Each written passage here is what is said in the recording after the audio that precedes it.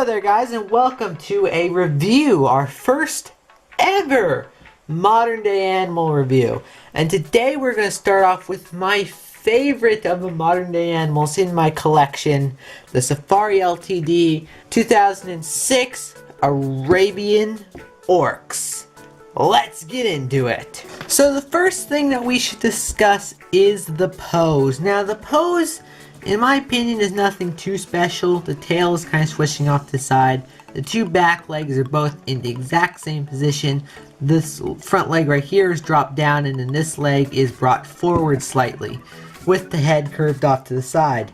It's nothing too special in my opinion, and it's not all that dynamic, but I still think it looks, pretty good. Maybe it was like standing there and it's decided to just take a step before the next leg comes to help it start walking. So I think that might be what it's doing, but I mean, who knows. The pose I definitely will say is okay. I wouldn't necessarily say it's the best thing in the world though. The detailing as well is not really spectacular. The fur does not really look like fur.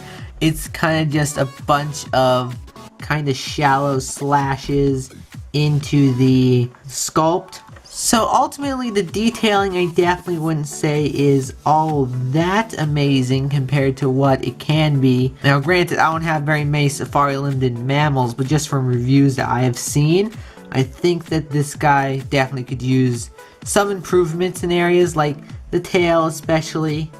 It doesn't really look all that realistic. Definitely nothing compared to what Safari Ltd can do nowadays. But this figure was made way back in the old days of 2006. So things have improved since then. But the paint job, however, I will say the paint job is really, really well done, really well applied.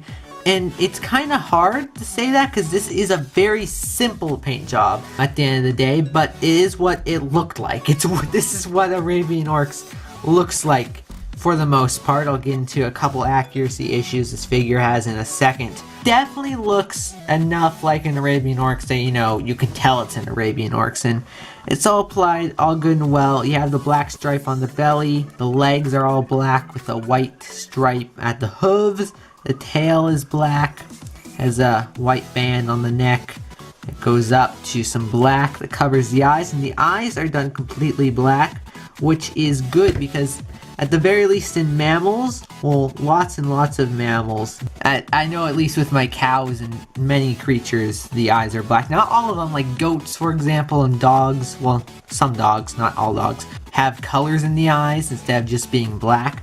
But the eye, as you can kind of see, as I'm moving it around, has a very nice gloss on it to help give it, of course, that nice realistic wet look, something that we just kind of have expected. The ears have this nice kind of a brown inside of them, and the nostril is just like a line that goes straight across, and the mouth, of course, is also done. But the horns are definitely something I want to touch on real quick, because I believe that these horns are the best done horns, at the very least in my collection. Again, I haven't necessarily seen a ton of modern animal reviews because, as anyone who watches my channel knows, the big reason why I'm making modern animal reviews is because none really exist. But these are definitely the best horns in my collection. The detailing, they have all these lovely, lovely grooves in them. It really makes them look very nice, really realistic, and they have, I think, a dry brushing on top of them, which also helps give them a very nice, very realistic look. I personally would say that these are definitely the best horns of anything in my collection. The horns are just really well done. They're one of the reasons why I love this figure so much, just for the horns, because they're amazing. Now on the accuracy for a little bit, you'd think, well, this is a modern day animal, so there can't be really anything inaccurate with it.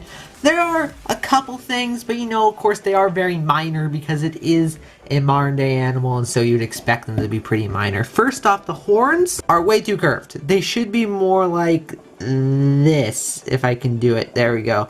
There should be more like that. really straight, not a whole lot of curvature going on with the horns. I kind of understand why they did that, why they make them curve, because it makes them look a bit more natural in this. I think that is also because they made the horns thicker, at the very least at the top, than they are on the real animal. But of course they have to do that because child play safety, because if you made them kind of to scale, these would be quite sharp. So I can understand why I do that, but I would at least, you know, like to see them like straight, like they should be. They also might be a tad bit long. I might cut off just a tad bit of the horns and make them a bit more accurately length, but I mean, it's fine. The paint job in this region I also have a bit of an issue with. Mostly they're the two line areas that kind of go up, kind of makes a V shape. They're too thick and not long enough. The one that covers the eye, well, both of them should be really thin, and the one that covers the eye should like just cover the eye, and the white area should go down below the eye. So this spot needs to be bigger and the black thinner. Same thing on the other side, of course. And then of course you might want to make the nostrils maybe look a bit more like nostrils on each side, and not just this black line. Like put some nostrils on the tips of them, and you know, that might help it out greatly.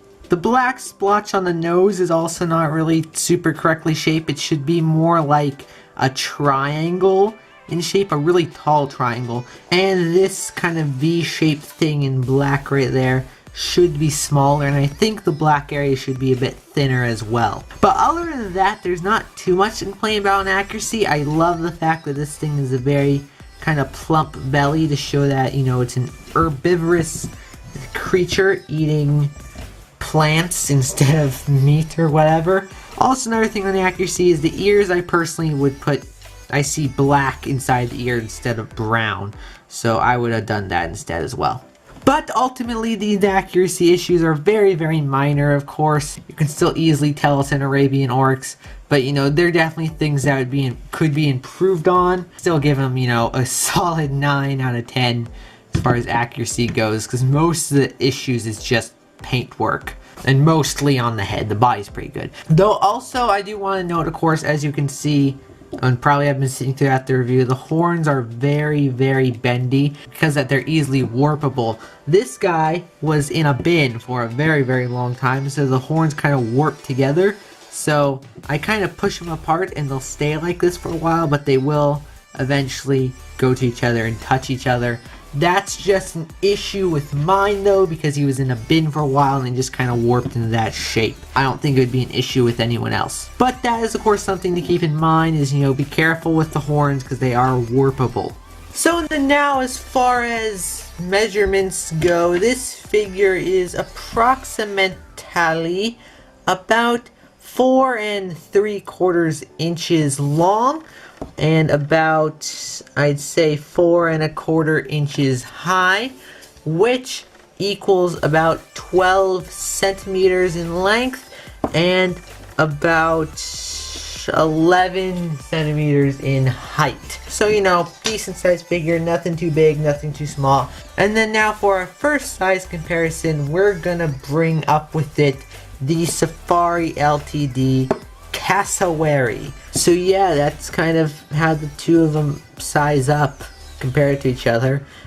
The Arabian Oryx is definitely bigger than the cassowary. Next up is another safari figure, the Safari Ltd mountain lion or cougar or puma or whatever you want to call it. And these two, well, the Arabian Oryx is taller. I do think that they are both roughly the same length. No, never mind. The cougar's bigger, but you know, that's how big they are compared to each other. And then for our constant, this guy will be our constant, so I'm just gonna bring in the Safari Ltd coelacanth to kind of show size with it. The coelacanth is kind of decently big. It is longer but not as high, and this is here because this specific type of coelacanth is a modern day animal. Coelacanths in general might be a lineage that go way back to before the dinosaurs, or the dinosaurs at least. I'm not really too sure how far they go back, but this specific coelacanth is a recent modern day thing that was not around with the dinosaurs, which is why it is here. Safari putting in their prehistoric life collection. Wow, that was I don't know where that came from. Anyways, yeah, that's it for size comparisons. So yeah, those are pretty much my thoughts on the Safari Ltd Arabian Oryx. I really like kind of the aesthetical look of this figure, like when he's just over there and kind of standing there. I really like the look of it. It's one of those figures that in some departments is kind of not super good objectively, but to me personally, I think that he's pretty good, especially when you see, as you can see, you take a step back and view him from a distance. I really think that he looks really nice. So because of that, I'm going to give him a 7 out of 10. And of course, this is being said with a man who doesn't have very many Safari Limited mammals, or really many mammals in his collection at all that were made recently. Definitely an okay figure to pick up. I would indeed recommend you pick this up, though it's not the best thing that's ever been made in the world. It's pretty good. So yeah, that's it for my review on the Safari Ltd Arabian Oryx, and I will see you all later in another video. That's it for this video. Dino Man out.